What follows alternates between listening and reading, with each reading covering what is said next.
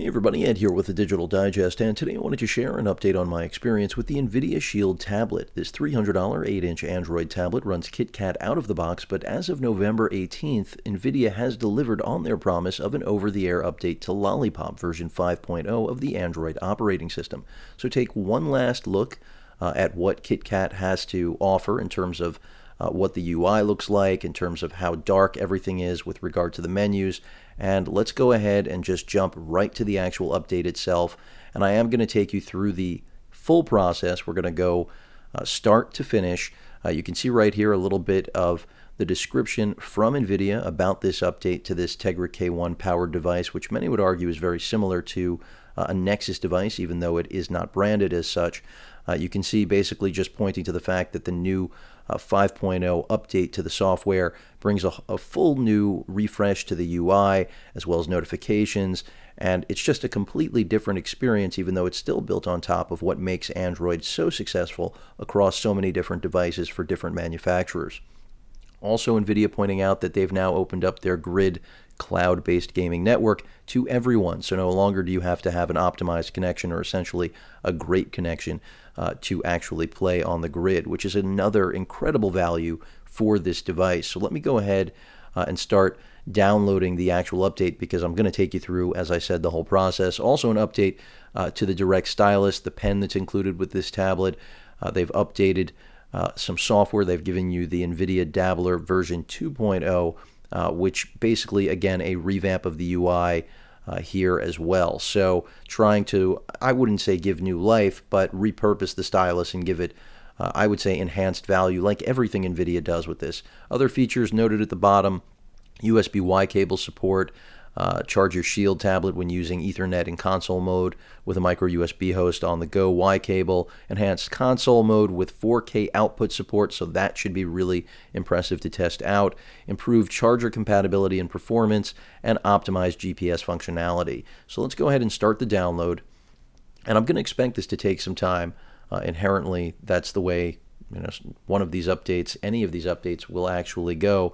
You can see it's 687 megabytes, and this is the point in the video where I'm going to update those of you that aren't familiar with the Shield, even though you probably are if you've made your way here, to what you're really looking at. This is easily one of the most powerful tablets on the market right now. $299 US for the 16 gigabyte Wi-Fi version we're looking at here.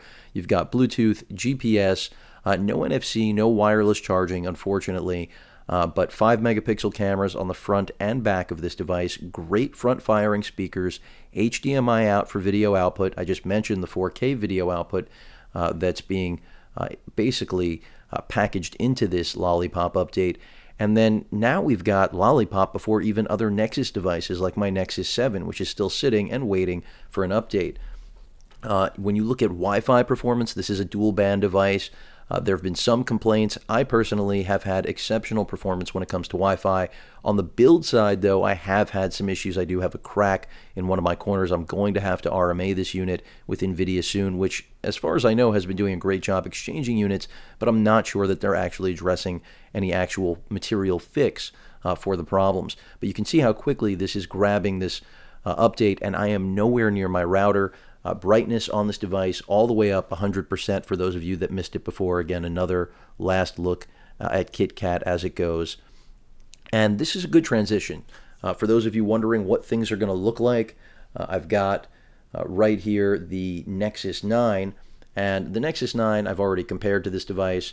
Very different in terms of the aspect ratio and just the overall form factor. It doesn't have the same gaming emphasis, nor console mode or independent, or I should say proprietary controller designed to really turn this 8-inch full HD displayed Android beast into really a portable console, one of the smallest ever made. And that Tegra K1 quad-core 32-bit chip really does it all. The 2 gigs of RAM that it has on board is enough to basically handle every task that you're going to throw at it. The micro SD card slot for storage expansion allows you to essentially throw 128 gigs of extra space on board if necessary. And because this is an open device, you don't have to worry about whether or not you'll have full access, writable access in every form and fashion to that micro SD card. So let's go ahead and restart to install, and this is where the fun will begin. And we'll see exactly how long the process takes. I mean, here we're, just over 5 minutes, and the download very fast for a file that was, under 700 megabytes. Again, nowhere near my router, but the Wi-Fi performance on this tablet is very solid. And if you watched my comparison of this to the Nexus 9, then you already saw that with regard to at least Wi-Fi performance, right there neck and neck, even though this is a slightly older device and a less expensive device. And there is a build quality in favor or edge for the Nexus 9, no question about it. But every other element of the Shield tablet, I think, is to its own advantage, whether we're talking about the front and rear cameras, the actual power, the volume, the capability, the output of those front-facing speakers. From a design perspective, not the most beautiful tablet, but when it comes to function and form, I think it does strike a really good balance. And at $300, hard to argue against. And if you need more capacity internal storage-wise speaking, you can step up to the 32 gig model, which also incorporates LTE connectivity if you do want to throw a SIM in there and get down to business. Right now, Nvidia is bundling a holiday promotion. I believe it's the green bundle, where you can pick up the LTE version, the 32 gig version, which is $100 more, not a very big jump for what's incorporated into the model, more value-oriented thinking.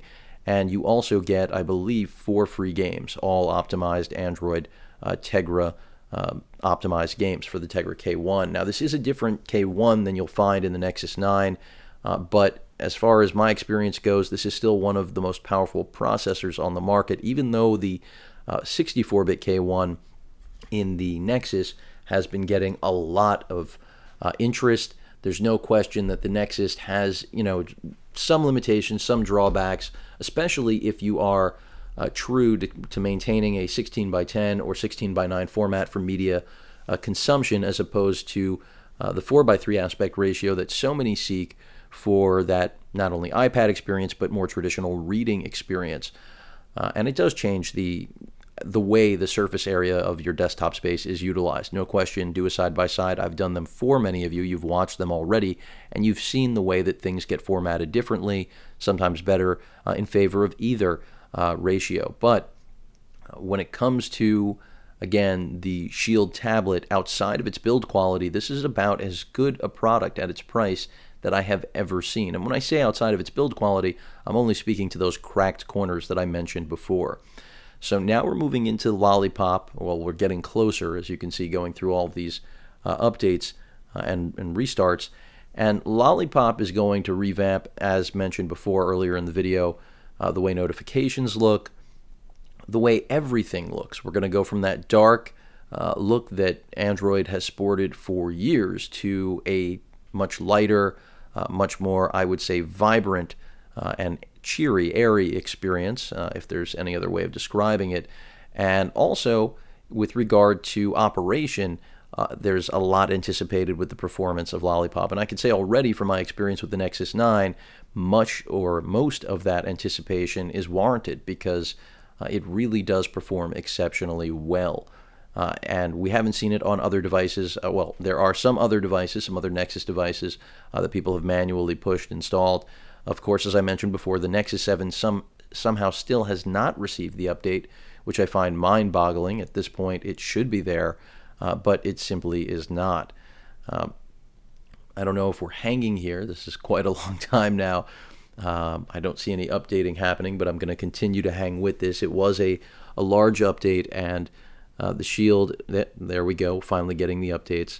I didn't think we were having a problem. Certainly enough battery life. I made sure to have a full charge for this video because I knew I was going to take all of you through the process so you could experience it firsthand to see exactly what the update process is like, and also, again, to see that contrast of going from the direct transition from KitKat to Lollipop, because this is really the first device, at least I've had, in the glutton of devices that I have available to me, to witness that transition. And I figured, why not share it with all of you? After all, you're here for that very reason. So at $300 now, we're going to be looking at the least expensive, I would say, available in the market, widely available. It is in stock for the most part. Lollipop tablet that really does incorporate just about every feature you could want as a power user. And then if you are a gamer, the ability to stream games from your home network. This is basically like a mobile Steam machine, if I had to describe it in any way. That's the best way of doing it. Anything you've got in your Steam library, this thing will power, or play, I should say, with very low latency. Of course, your actual network is what's going to determine the experience quality. No different than with the older Shield Portable, at least that it's been dubbed now, since it's no longer the original Shield that it was. And this had everything built into a controller, which was a really unique design. And basically, what Nvidia learned from this device was that they had to create a tablet because this was such a niche product that it really didn't leave any space for error. And, well, the biggest error they made was relying on the gaming community, that everyone would just join in simply because they think Nvidia makes the best GPUs. And even if they arguably do, in my opinion, it wasn't enough to sell the world on picking up a portable gaming console based on the Android operating system, even if it did show a lot of potential and, in my opinion, was a very big move in the industry, the gaming world, that is. The Shield tablet, on the other hand, as I've covered in the past, really strikes, again, the best balance because it delivers a great, powerful 8-inch Android tablet that has every feature that you could possibly want that I've mentioned already. The storage expansion, the full HD display that is IPS, not a best-in-class display, but keep in mind, $300 price point. The plastic build quality is probably its biggest drawback, and that's what creates the cracks in the corners that I've shown in previous videos. A lot of people have RMA'd already, and I mentioned Nvidia's doing a good job with that, but nobody wants that in their brand new device. I don't care what you're buying, electronics, anything in the world. You don't want something that's going to fundamentally break or have an issue from day one or even in early lifespan of said product. But Nvidia has been good about rectifying it, at least at the base level. I'll find out firsthand and update all of you if you're interested on how that goes. No special treatment for me, I can assure you of that, despite many, thinking that Nvidia pays me to support them. Quite the opposite. So here we have it. Finally, we have Lollipop. It took all of almost 12 minutes there. See if the double tap works. I think that has to be enabled. It has been incorporated. And you can see we've got a notification already right there. And that is one of the first things you'll notice in the difference of how notifications are presented to you in Lollipop. Let me go ahead and take that to landscape. Of course, I lost it in the process of doing that. And swipe to unlock. And here we've got the welcome screen. So this is our first look at Lollipop finally. I know I'll probably let those of you know that don't want to watch the download and installation process, that 13 minutes is the sweet spot to get straight to what Lollipop looks like. But so welcoming you, letting you know how wallpapers, widgets, and settings work, and basically how things have changed. You can see that right there. Also, we've got completely new on-screen icons. So things are different fundamentally. Notifications. We now have, as you may have noticed, I'm going to dismiss that notification, but a single notification with two different tiers of control.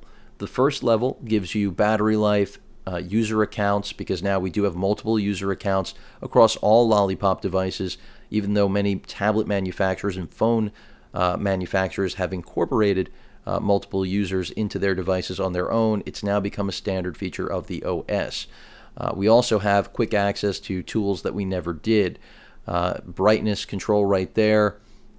Interesting that when we scroll through brightness, it actually ditches the rest of the notification menu so you can focus on adjusting to the actual quality of the experience you're looking to get out of the display at any given time. Let me bring the brightness all the way up. I wasn't trying to sell any of you short on this. Access to your Wi-Fi right now actually connected to the 2.4 gigahertz band, so and that's because of the distance. So you saw performance was great even on the less fast side of my network, but of course 2.4 does have the range that the 5 does not. In terms of quick access to Bluetooth, auto rotation of the screen, sharing, because remember, this is a Twitch-centric device as well. They want you to game on here and broadcast, which is definitely rough. It's pushing it, but possible. And Other things to note, if I jump into settings now, a whole new world. We now have white background. Again, as I said, a much brighter, not as dark and gray experience. But I never really had a problem with it, but this is the new look. And you can see as I swipe down, we get that little animation, Hello Google Now, because that is what the new brand, in my opinion, of Lollipop version L 5.0 of the Android operating system is all about. It's taking the Google Now experience and making it the entire Android experience, and it makes perfect sense because it is what differentiates Android from every other mobile OS, not just in terms of the look and feel, but what it does in terms of being a part of your life, a partner, if you will, to work with you for both work, business, as well as play, and really keep you abreast of everything and anything you could possibly want to know, even stuff you don't want to know. And this is something no other platform really does well.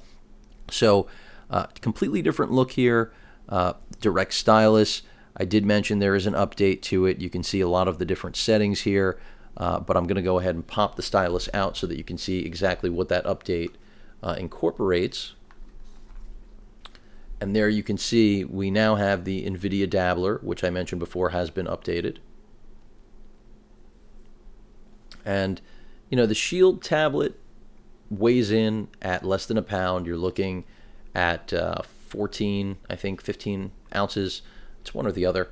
I don't remember exactly, but at its weight, just really nice. And Dabbler has been improved. You can see a beautiful watercolor that I was composing earlier. And basically all of the controls now revamped.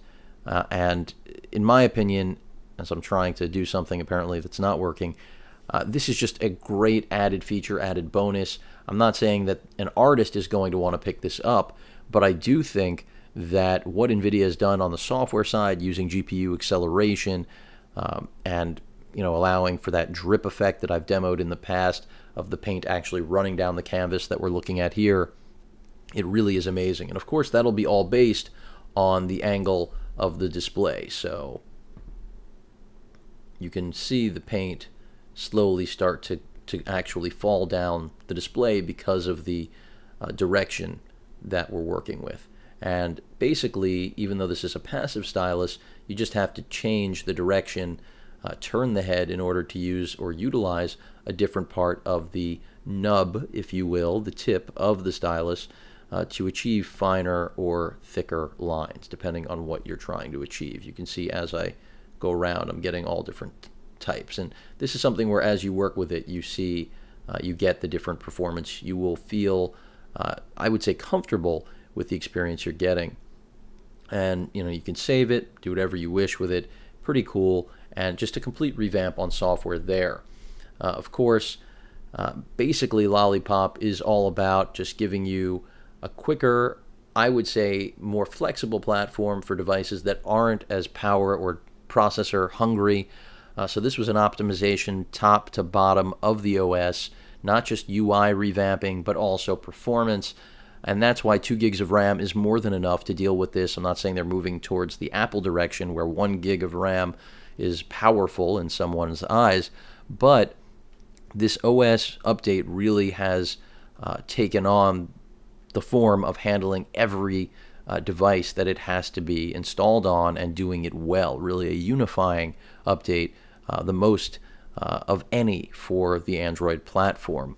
And I like what I see. Again, eventually I think the themes, as I almost dropped the pen there, will be adjustable. You're not going to be stuck with any particular theme, but for now that's what Lollipop is looking like. But now you've got another option other than the Nexus 9 with Lollipop, not quite out of the box, but it is specifically if you're going to, of course, purchase it once you've seen this video. The hub also got a revamp. I'm going to open that up right now. And that's because, as I mentioned before, the grid is now publicly available. And in terms of what's new, you can see some games here. Right here, you'll see that they are Shield tablet optimized. And basically, again, this is as good as an experience you're going to achieve with regard to gaming when you talk about any sort of tablet. I don't care on what platform, especially if you are using the Nvidia controller, because the Nvidia controller really is a game changer, not to be cute. So games ranging in all sorts of prices. You can, shop Shield accessories. You can look at controller-only games if that's what you're interested in. And, of course, that grid capability is, I would say, a big, big advantage now for users that in the past did not have that capability. And, of course, quick access to news, your own Android games, media apps, PC games if you want to stream from your home network. Again, you do have to have a GTX Nvidia graphics card, which makes sense since this is an Nvidia device. But that pretty much sums things up. I'm going to put this device through the paces, see how it changes battery life, because they did talk about charging times as well, and stylus experience and overall performance. We have also with the new UI, a new calendar, new Gmail. Basically, as I mentioned, everything top to bottom looks like an integration, a wing, a part, a feature of Google Now. And that is a good thing, folks, because Google Now is what makes Android, in my opinion, the best operating system, mobile platform, who knows eventually what else, that is on the market today. So the Nvidia Shield tablet, great to see this Lollipop update. November 18th, promise delivered on. Thank you, Nvidia. Hope all of you enjoyed this video, and I look forward to giving you more Lollipop updates regarding this device. Oh, and one other thing that I really think is interesting, of course, I did not mention this earlier, is that also integrated in Lollipop, when you charge, it will give you the estimated remaining charging time for your device, which is great, something that you would wonder why it wasn't always there, but now it is. So that's a great piece of info. Again, just Lollipop, smarter software. That's what Google is all about. They want to not quite read your mind, but at least do the best at accommodating what your mind is interested in. So the Shield tablet, a $300 route to getting all of the performance, if not more than the Nexus 9, and in a smaller, lighter package with a gaming console on the side and a passive stylus that many, I would say casual artists will enjoy, as well as doodlers alike. Any questions or comments, please feel free to post them. And of course, as usual, please feel free to subscribe. Later.